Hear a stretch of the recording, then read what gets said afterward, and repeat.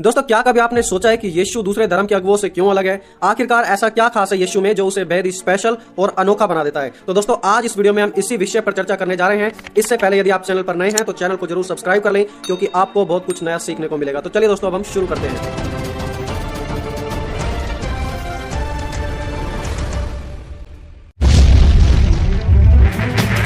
प्रकृति पर अधिकार। यीशु के पास प्रकृति के ऊपर पूरा अधिकार था। लोगों ने उसे पानी पर चलते हुए देखा, वो एक आज्ञा देता था और तूफान थम जाता था। और यह बात यीशु को दूसरे धार्मिक अगुवों से बिल्कुल अलग कर देती है, क्योंकि बाइबल में हम पढ़ते हैं कि यीशु के पास प्रकृति के ऊपर अधिकार था। प्रकृति के कानून भी उसकी बात को मानते थे, क्योंकि वो इस प्रकृति का सृजनहारा है। लिखा है, क्योंकि उसी में सभी वस्तुओं की सृष्टि हुई, स्वर्ग की हो या पृथ्वी की, देखी या अनदेखी, क्या प्रधानता है क्या अधिकार, सब वस्तु उसी के द्वारा और उसी के लिए सृजी गई हैं। और जब लोग यीशु के प्रकृति के ऊपर के अधिकार को देखते थे तो उनकी प्रतिक्रिया कुछ ऐसी होती थी। हम पढ़ते हैं लूका 8:25 में, पर वे यह सब देखकर अचंभित होकर आपस में कहने लगे, यह कौन है जो आंधी और पानी को भी आज्ञा देता है और वो उसकी बात मानते हैं।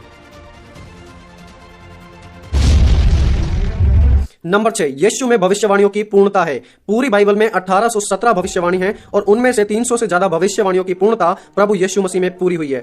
यह एक बहुत ही अलौकिक और अनोखी बात है और यीशु के समान कोई भी दूसरा धार्मिक गुरु इतनी भविष्यवाणियों को अपने जीवन काल में पूरा नहीं कर पाया। उदाहरण के तौर पर भजन संहिता 22:16 और जकरिया 12:10 में हम पढ़ते हैं कि वहां भविष्यवाणी हुई थी कि यीशु को क्रूस पर चढ़ाया जाएगा, उसके हाथ पैर छेदे जाएंगे।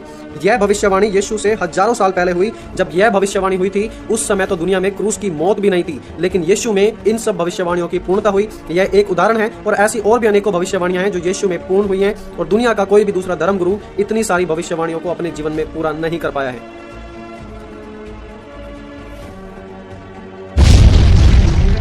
नंबर 5 पर है यीशु के द्वारा किए गए चमत्कार। अब आप कहेंगे कि भाई चमत्कार तो दूसरी जगह भी होते हैं, इसमें यीशु ही खास क्यों है? नए नियम में करीब 37 यीशु मसीह के चमत्कार हैं और इनमें से कुछ चमत्कार ऐसे हैं जैसे कि मुर्दों को जिलाया, जैसे कि प्रभु यीशु मसीह ने लाजर को एक नया जीवन दिया, 5 रोटी और 2 मछली से 5000 लोगों को खिलाया, पानी का दाखरस बना दिया, विधवा के बेटे को जो मर गया था उसे दोबारा जीवन दे दिया, पानी पर चलना इत्यादि। और प्रेरित यूहन्ना ने लिखा, और भी बहुत से काम हैं जो यीशु ने किए, यदि वे एक एक करके लिखे जाते तो मैं समझता हूँ कि पुस्तकें जो लिखी जाती वे संसार में भी ना समाती। जिसका मतलब है कि यीशु मसीह के और भी बहुत सारे चिन्ह और चमत्कार हुए थे, अगर उन सब के बारे में लिखा जाता तो वो बहुत ज्यादा हो जाते। इसलिए हमारे विश्वास को बढ़ाने के लिए इतने चिन्ह और चमत्कारों को जानना ही काफी है। नंबर 4, यीशु पृथ्वी पर पूर्ण परमेश्वर और पूर्ण इंसान बनकर जिया, fully human and fully God. आप कहेंगे कि ऐसा कैसे हो सकता है, पूरा परमेश्वर और पूरा मनुष्य? दोस्तों, यह इंसानी नजरिए से तो बिल्कुल असंभव है, लेकिन दोस्तों सच तो यही है कि यीशु पूरा परमेश्वर और पूरा इंसान बनकर इस पृथ्वी पर जिया। यूहन्ना 1:1 में लिखा है, आदि में वचन था और वचन परमेश्वर के संग था और वचन ही परमेश्वर था। वचन 4 में लिखा है, उसी में जीवन था और वह जीवन मनुष्य की ज्योति था। वचन 14, वचन देदारी हुआ और हमारे बीच में डेरा किया। यीशु परमेश्वर होकर मनुष्य बना, इस दुनिया में हमारे लिए आया ताकि हमारे पापों को अपनी सलीब पर उठा सके।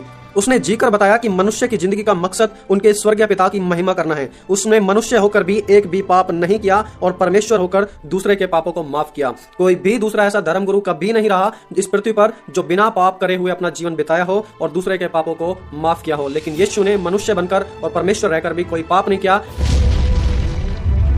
दोस्तों, नंबर 3 पर है यीशु ने मृत्यु को मृत्यु दी, जीसस ओवरकेम डेथ। हमारे लिए बड़ी ही खुशी की बात है कि यीशु आज भी जीवित है। दूसरे सारे धर्मगुरु आए, मर गए, लेकिन यीशु मरने के तीसरे दिन बाद फिर दोबारा जी उठा। कोई भी दूसरा धर्म ऐसी बात की कल्पना और पुष्टि भी नहीं कर सकता। जो आया मरा इतिहास बन गया, लेकिन जो आया मरा और फिर जी उठा वह हमारा विश्वास बन गया। जी हाँ दोस्तों, जो आया मरा इतिहास बन गया, लेकिन जो आया मरा और फिर जी उठा वह हमारा विश्वास बन गया। और क्योंकि उसने मृत्यु पर विजय पाई है तो जो उस पर विश्वास करते हैं और उसकी बातों पर चलते हैं वो भी मृत्यु पर विजय पाएंगे। प्रेरित पौलुस ने कहा, हे मृत्यु तेरी जय कहाँ रही, कहाँ है तेरा डंक? यीशु ने मृत्यु को मृत्यु दी। दूसरे किसी भी धर्म गुरु ने, इतिहास हम उठाकर देख सकते हैं, कभी भी मौत को मौत नहीं दी, सिर्फ और सिर्फ यीशु ने किया।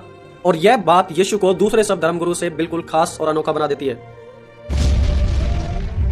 नंबर 2, यीशु जानता था कि वो कौन है। यीशु को अपने बारे में सब कुछ पता था। वो इस दुनिया में आकर अपनी पहचान को नहीं ढूंढने लग गया था। उसने ना तो कोई संदेह किया और ना ही वो कभी किसी कंफ्यूजन में रहा। जब यीशु मसीह मात्र 12 साल के थे और यरूशलेम में माता पिता से अलग हो गए थे, तब लोगों से जब बातचीत कर रहे थे तो लोग उसकी बातों को सुनकर हैरान हो जाते थे। और 3 दिन बाद जब यूसुफ और मरियम उसे ढूंढते हुए वापस आते हैं तो बाइबल में लिखा है, तब वे उसे देखकर चकित हुए और उसकी माता ने उससे कहा, हे पुत्र, तूने हमसे ऐसा व्यवहार क्यों किया? देख, अब हम तुझे ढूंढते हुए यहाँ आए हैं। यीशु ने उनसे कहा, तुम मुझे क्यों ढूंढते थे? क्या तुम नहीं जानते थे कि मेरे पिता के घर में होना अवश्य है। यीशु 12 साल की उम्र में ही अपने जीवन का उद्देश्य जानते थे कि वो कौन है और क्या करने आए हैं। यीशु को छोड़कर जब हम दूसरे धर्मगुरुओं की तरह देखते हैं, वो इस दुनिया में आकर अपना उद्देश्य ढूंढने लगे थे। उन्हें पता नहीं था कि वो कौन है और इस दुनिया में किस लिए आए हैं।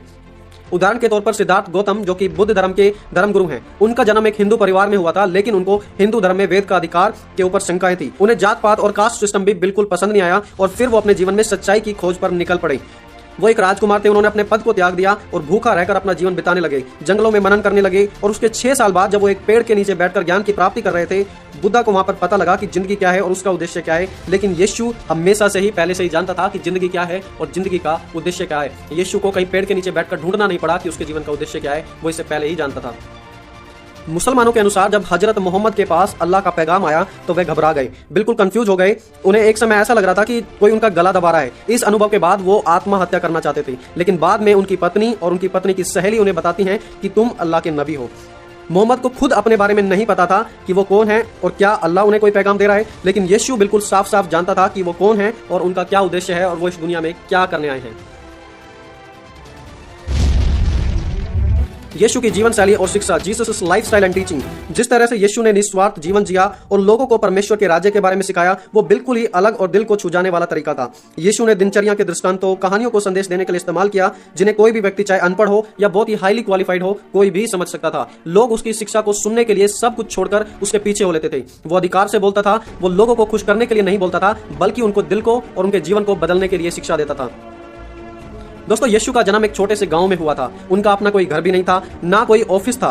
कभी भी अपने घर से उन्होंने 200 मील से ज्यादा यात्रा भी नहीं की। लेकिन देखिए, 2000 साल बीत चुके हैं और वो यीशु आज भी बहुत महान है और लोगों का जीवन बदलता ही जा रहा है। और दोस्तों, यह साफ कारण यीशु को दूसरे सब धर्मगुरुओं से बिल्कुल अलग कर देते हैं। दोस्तों, अगर आपके पास और भी कारण है जो यीशु को दूसरे धर्मगुरुओं से अलग कर देते हैं या यीशु के अनोखेपन को बताते हैं, तो उन्हें नीचे कमेंट सेक्शन में जरूर बताएं। और इस वीडियो को दूसरों के साथ भी ज्यादा से ज्यादा शेयर करें और बताएं कि आखिरकार यीशु ही इतना खास क्यों है। और हाँ, अगर वीडियो से आपको कुछ सीखने को मिला हो तो वीडियो को जरूर लाइक करें और हमारे चैनल को जरूर सब्सक्राइब कर लें, क्योंकि इस चैनल के द्वारा आपको और भी बाइबल और मसीहत पर आधारित वीडियो मिलती रहेगी। हम सब प्रभु में बढ़ते रहेंगे। तो दोस्तों, आज इस वीडियो में इतना ही। मिलते हैं अगली वीडियो में, तब तक के लिए आप सभी को जय मसीह की।